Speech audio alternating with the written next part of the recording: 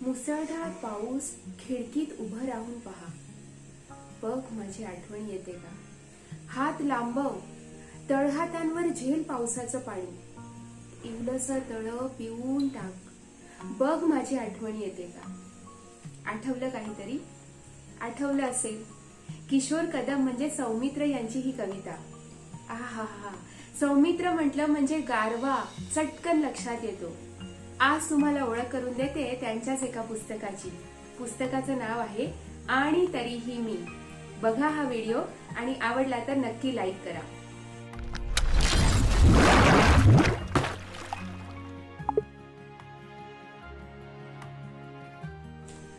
नमस्कार, मी मानसी सरोज उर्फ नम्रता माळी पाटील.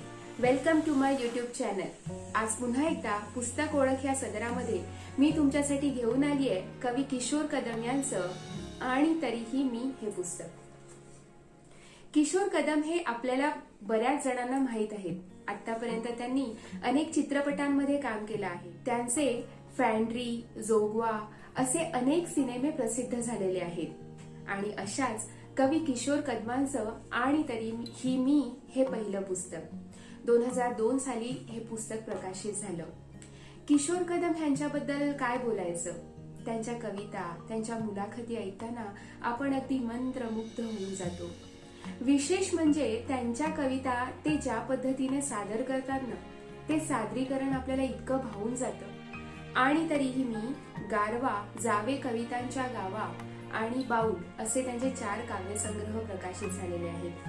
आणि तरीही मी हे त्यांचं पहिलं पुस्तक आहे असं पुस्तक वाचताना अजिबात वाटत नाही. हा काव्यसंग्रह वाचताना मला असं वाटतं की एक रसिक म्हणून मला प्रचंड वेळ लागतोय प्रत्येक कविता वाचताना, कारण त्यांच्या लेखनाची शैलीच वेगळी आहे. कवी किशोर कदम म्हणजे सौमित्र यांच्या आजपर्यंत अनेक मुलाखती आपण ऐकल्या. त्या मुलाखतीतून आपल्याला एकच गोष्ट जाणवते की प्रचंड संवेदनशील मनाचा हा कवी. त्यांच्या ह्या पुस्तकामध्ये आपल्याला कवितेचे एकूण 4 भाग दिसतात. पहिला भाग विन्सेंटच्या कविता, दुसरा स्पॉटलाइटच्या कविता, तिसरा सुमित्राच्या कविता आणि त्यानंतर आणि तरीही मी. ह्या प्रत्येक भागामध्ये एक वेगळा त्यांचा अभ्यास जाणवतो. आता विन्सेंटच्या कविता वाचताना सर्वप्रथम मला तरी गुगलचा आधार घ्यावा लागला की विन्सेंटच्या कविता म्हणजे नक्की काय. तर विन्सेंट आणि थिओ हे दोघं भाऊ आणि विन्सेंट हा एक अतिशय उत्कृष्ट असा कलाकार. तो अनेक प्रकारची चित्रे त्याची कलाकारी करत असताना थिओ म्हणजे त्याचा धाकटा भाऊ त्याला मदत करतो. पण थिओ एक दिवस अचानक निघून जातो आणि विन्सेंटची आर्थिक मदतच संपते असं आपण म्हणूया.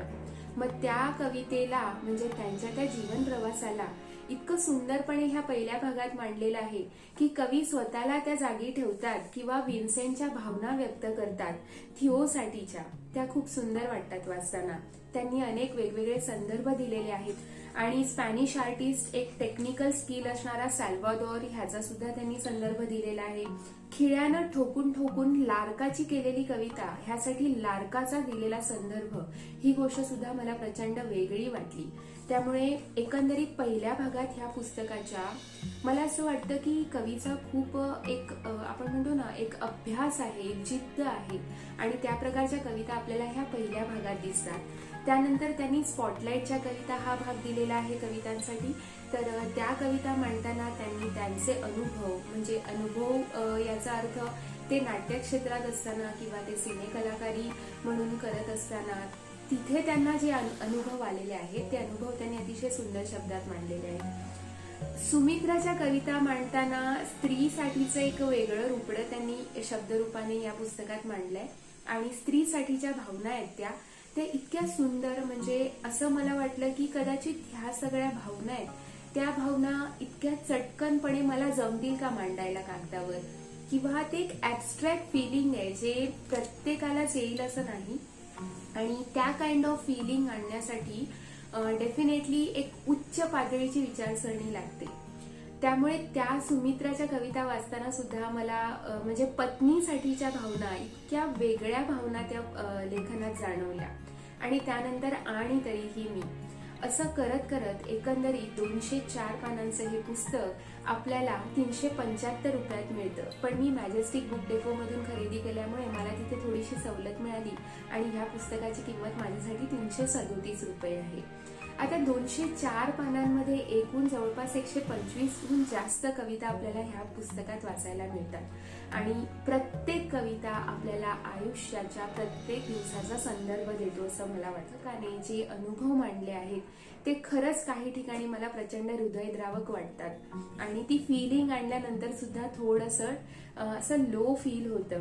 तर मला एक गोष्ट ह्या पुस्तकाबद्दल सांगायची आहे की इफ यू आर अनहॅपी, तुम्ही जर सॅड असाल, दुःखी असाल, तुम्ही सध्या काही संकटातून जात असाल तर प्लीज हे पुस्तक उचलू नका. बिकॉज तुम्ही जेव्हा हे पुस्तक वाचताय तेव्हा तुम्हाला ती रिअल फिलिंग आल्यानंतर तुम्ही इतके विचार करू लागता, आपसूक डोळ्यात पाणी येतं, थोडंसं मन खट्टू होतं. म्हणजे काय, ही कवितेची म्हणजे त्या कवितेला आपण म्हणूया की ही त्या कवितेची उंची आहे. लेखकाने ती प्रत्यक्ष गाठलेली लेवल आहे की ज्या लेवल पर्यंत जाऊन आपण वाचकाच्या डोळ्यात पाणी आणू शकतो. त्यामुळे एकंदरीत आणि तरीही मी या भागातल्या कविता सुद्धा मला प्रचंड जवळच्या वाटल्या. असं म्हणतो आपण की एखादं पुस्तक वाचताना जर ते आपलंसं वाटू लागलं, जर ते वाचताना आपले स्वतःचे अनुभव वाटू लागले तर ते पुस्तक आपल्याला भावत जातं. हे पुस्तक आतापर्यंत मी कितीही वेळा वाचलं, कुठल्याही पानांपासून सुरुवात करते आणि कुठेही थांबते, पण माझा आतापर्यंतचा अनुभव असा आहे की मला एकही कविता पुन्हा आठवत नाही. असं वाटतं की आपण ती कविता नव्याने वाचतोय. तर आज मी ह्या पुस्तकातल्या सगळ्याच कविता वाचणं शक्य नाही. खूप कविता खूप सुंदर आहेत आणि त्या सगळ्या वाचण्यापेक्षा 1-2 मोजक्या वाचून दाखवते. तसे मी इथे पेपर मार्क्स लावलेच होते पण शक्य नाहीये तितक्या सगळ्या वाचणं, तर 1-2 कविता सादर करते.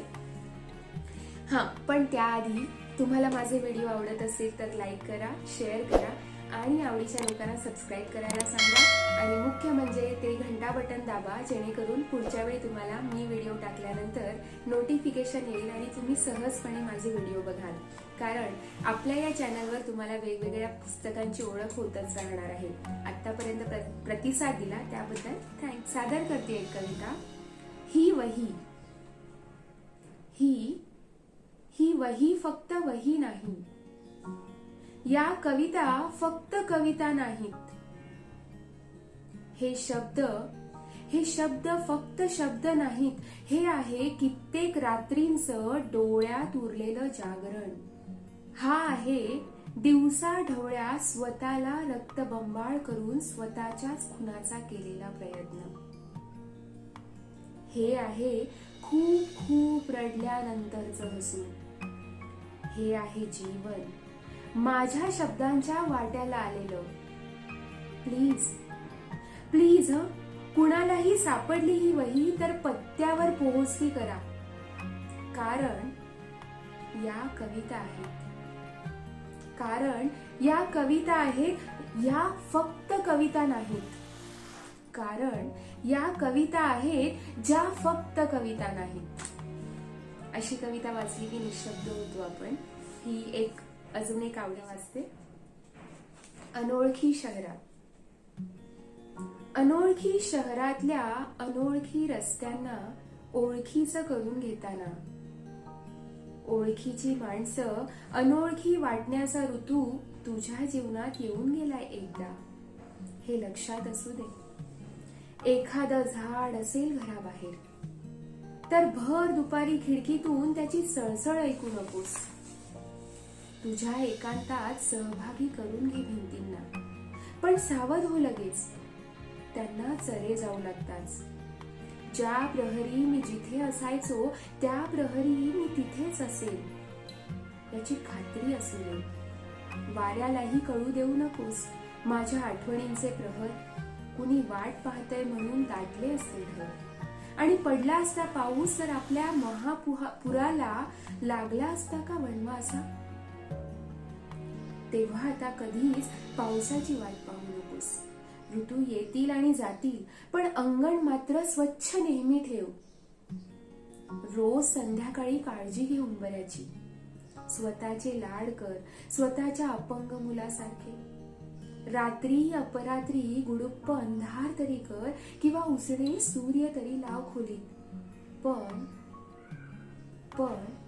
पण पती पाठमोरा असला तरी माझा मंद प्रकाश पांघरून घेऊ नकोस कधीच.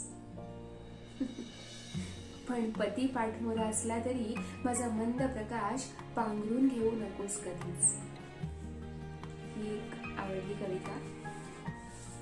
आणि अजून एक, ही शेवटची.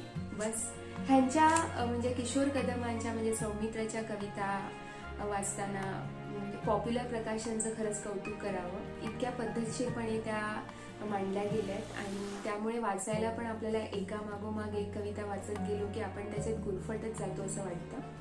आणि गंमत म्हणजे ह्या कविता आपण आपल्या आवाजात पेक्षा कधीतरी असं स्वतः सौमित्र लावून बसायचं आणि ऐकायचं असं वाटतं. त्यामुळे आतापर्यंत त्यांच्या ज्या सोशल मीडियावर उपलब्ध होत्या त्या सगळ्याच कविता ऐकून झाल्यात. कारण इट इज जस्ट लाईक आपण असं आम्ही जेव्हा मैत्रिणी भेटतो एकमेकींना विचारतो की तुम्हाला कुणाला भेटायचंय, कवी म्हणून तुम्हाला कुणाची भेट घ्यावीशी वाटते, त्यावेळी सौमित्रचं नाव आपसुकच असतं. तर वैभव जोशी आहेत, सौमित्र आहेत, गुरु ठाकूर आहेत, ह्या सगळ्यांना एकदा भेटायला मिळालं तरी खूप छान वाटेल असं वाटतं. वैभव जोशींचा व्हिडिओ आपल्या ह्या चॅनलवर उपलब्ध आहे. आय बटन मध्ये तुम्हाला तो मिळेल, बघायला विसरू नका. शेवटची कविता सादर करते जाता जाता. पहाटेच्या थंडगार काळोखात, पहाटेच्या थंडगार काळोखात आपल्या कविता आपणच म्हणताना मंत्र जागर चाललाय कुठेतरी. खालच्या धीर गंभीर आवाजात असं वाटतं यज्ञाच्या भडकलेल्या ज्वालात आणि मंत्र घोषांच्या सुरांमध्ये आपण बसून आहोत ध्यानस्थ बगळ्यांसारखे. असं वाटतं पहाटेच्या थंडगार काळोखात आपल्या कविता आपणच म्हणताना. पूजा मांडली आपण कुणाची तरी आणि आरती चालली आहे टाळ मृदंगाशिवाय आपली. असं वाटतं खूप व्याकुळ होऊन आपण म्हणतोय आरतीचे शब्द, पण हलवत नाहीत साधी पापणी सुद्धा या दगडाच्या मूर्त्या. असं वाटतं पहाटेच्या थंडगार काळोखात आपल्या कविता आपणच म्हणताना फक्त आपलाच आवाज आपल्याला ऐकू येतो आणि आपण एकटे, खूप एकटे असणार आहोत दिवसभर याची जणू पहिली जाणीव होते आहे असं वाटतं. असं वाटतच राहतं आणि सारखं वाटत राहतं. पूर्ण पुस्तकात असं वाटतं, असं वाटतं की ह्या शब्दांचा खूपदा प्रयोग झालाय. त्यामुळे मला असं वाटतं की कवीची थिंकिंग प्रोसेस ही जबरदस्त आहे, अति संवेदनशील, ऐतिहासिक मागोवा ठेवणारे, सध्या काय चाललंय ह्याचं अपडेट ठेवणारे आणि त्या पद्धतीने कविता लिहिणारे हे कवी किशोर कदम सौमित्र यांचं हे पुस्तक संग्रही असणं म्हणजे खरंच खूप चांगली गोष्ट आहे. पुस्तकाच्या मुखपृष्ठावर हे काहीतरी एक असं मला हे येशूंचं चिन्ह तर दिसतच आहे, पण असं वाटतंय की 4 रस्ते असले तरी 3 बंद आहेत आणि एकच मार्ग आपल्यासाठी उघडा आहे असा मी लावलेला अर्थ आहे त्याचा. आणि प्रत्येक व्यक्ती त्याच मार्गाने जातो. आणि मलपृष्ठावर शंकर वैद्य यांच्या 4 ओळी आहेत, त्यांनी कौतुक केलंय कवी किशोर कदम यांचं. तर अशा वेगवेगळ्या पुस्तकांची ओळख मी तुमच्यासाठी घेऊन येणार आहे या चॅनलवर. बघत राहा हे चॅनल आणि पुन्हा भेटूया एखाद्या नव्या व्हिडिओसह. तोपर्यंत बाय बाय.